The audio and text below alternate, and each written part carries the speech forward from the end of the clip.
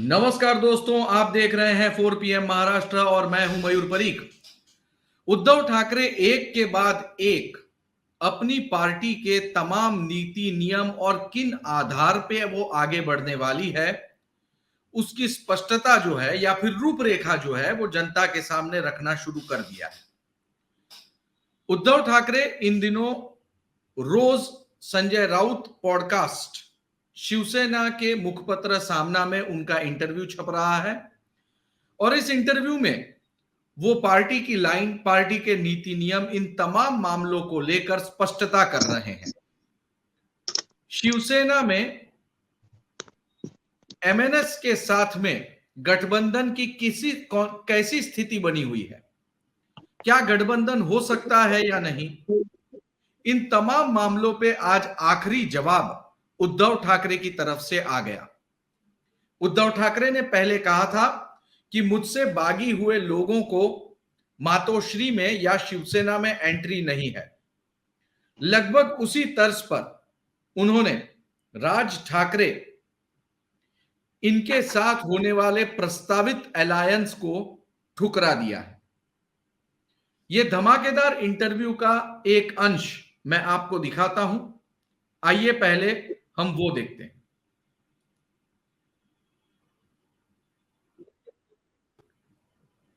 आणि मधल्या काळामध्ये अशी चर्चा सतत सुरू राहिली की दोन भाऊ एकत्र येतील का, याच्यावरती कोणाकडून काहीच रिॲक्शन न होता मीडियामध्ये चर्चा रंगली। या चर्चेला कुठे आधार आहे का? आधार असता तर चर्चा थांबली नसती ना। आपणच म्हणाला चर्चा झाली आणि चर्चा थांबली। हो, तर चर्चा कोणी जरी करण्याचा प्रयत्न ज्यांनी केला असेल त्याला आधार नाही मिळाला म्हणून ती चर्चा थांबली असेल। पण असा एखादा प्रस्ताव आला चर्चेचा तर काय करा? नाही, मी आलं तर गेलं तर याच्यावरती कधी विचार नाही करत। म्हणजे गेला तरी विचार नाही करत, आला तरी त्याच्यावरती पण विचार नाही करत। मी त्या क्षणाला काय असतं त्याचा विचार करा। तो दोस्तों, उद्धव ठाकरे ने बिल्कुल साफ कह दिया है कि ऐसा कोई प्रस्ताव, यानी कि एमएनएस के साथ में युति का कोई भी प्रस्ताव जो है वो आया ही नहीं है। आएंगे तो देखेंगे, वैसे वो कोई बहुत ज्यादा पॉजिटिव नहीं है। ये वीडियो जारी होने के बाद एमएनएस के नेता संदीप देशपांडे ने उद्धव ठाकरे और संजय राउत पर एक मीम बनाया और उसे सोशल मीडिया पर वायरल किया। आइए वो मीम भी देख लेते हैं।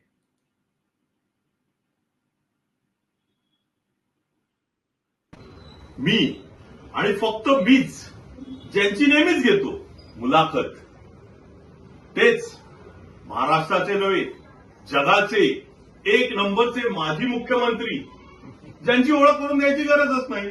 काय सांगाल? संजय, संतोष, मला घरी बसायला आवडतं किंवा मला खूपच आवडतं।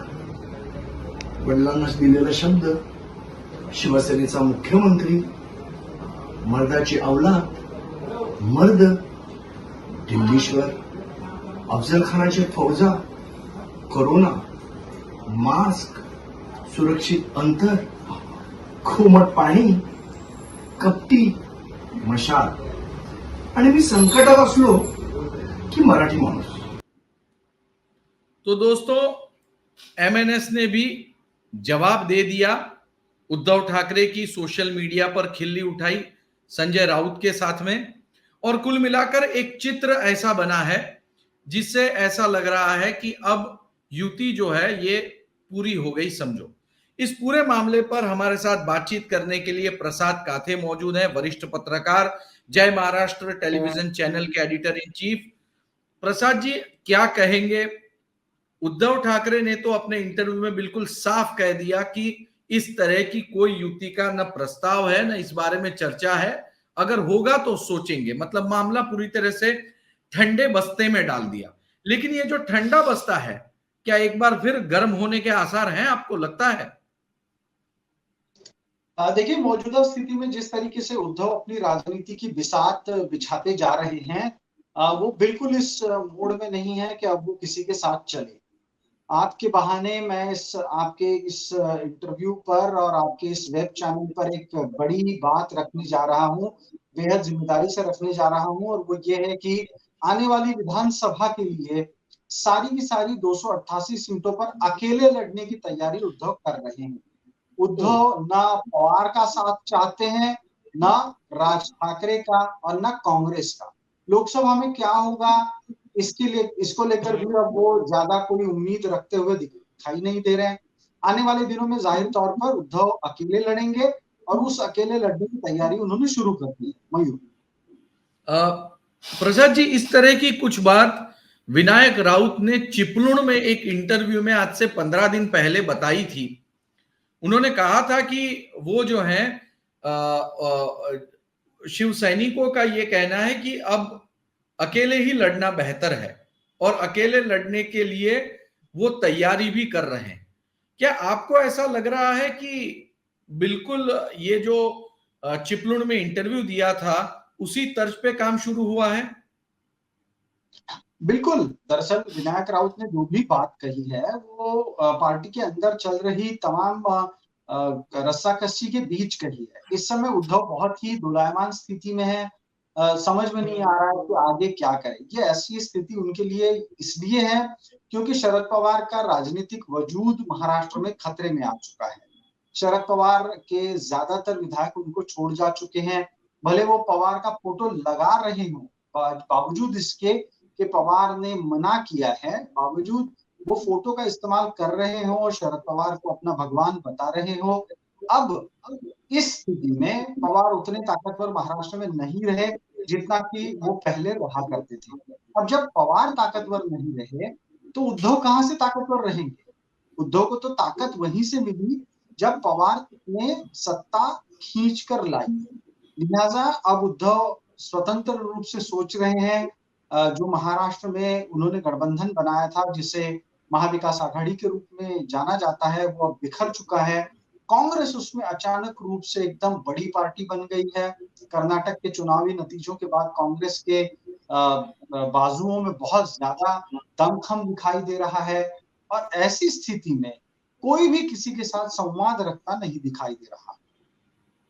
लेकिन आपको ये नहीं लगता प्रसाद कि शरद पवार इनके लिए मराठा वोटर्स में एक सहानुभूति हो सकती है, उद्धव ठाकरे के लिए सहानुभूति हो सकती है कि बीजेपी ने एक विलन का रोल अदा किया केंद्रीय एजेंसियों का इस्तेमाल करते हुए, और कांग्रेस पार्टी, उद्धव ठाकरे और शरद पवार वाली एनसीपी, इन तीनों ने सक्सेसफुली बीजेपी को एक विलन के रूप में चित्रित करने के अपना जो एक एजेंडा है वो उन्हें सफलता मिलती हुई। क्योंकि हम जब देखते हैं कि हमें पान की दुकान पर या फिर बसेस में, इन सब जगहों पर जो भी मौजूदा परिस्थिति है वो अच्छी नहीं है, बुरी परिस्थिति है, ये कहने वाले लोगों की संख्या बहुत बड़ी तादाद में दिखाई दे रही है।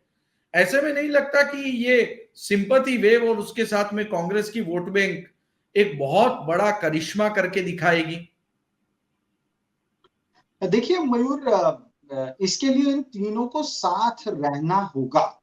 मौजूदा स्थिति में ये कागज पर मुंह जबानी साथ है, जब सीटों के बंटवारे की बात आएगी तब ये इतने करीब और इतने एक साथ आपको नहीं दिखेंगे।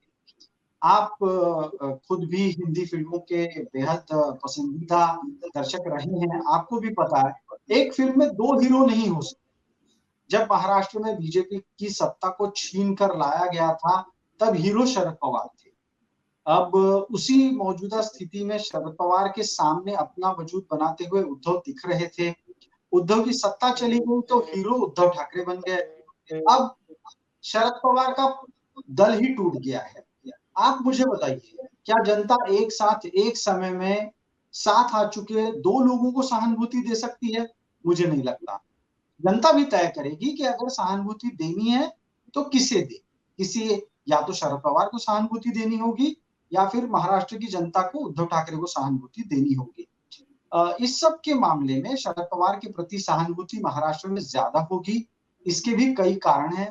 पहला कारण, एक शरद पवार की उम्र, दूसरा शरद पवार की शारीरिक स्थिति, तीसरा शरद पवार की महाराष्ट्र के राजनीति का वजूद।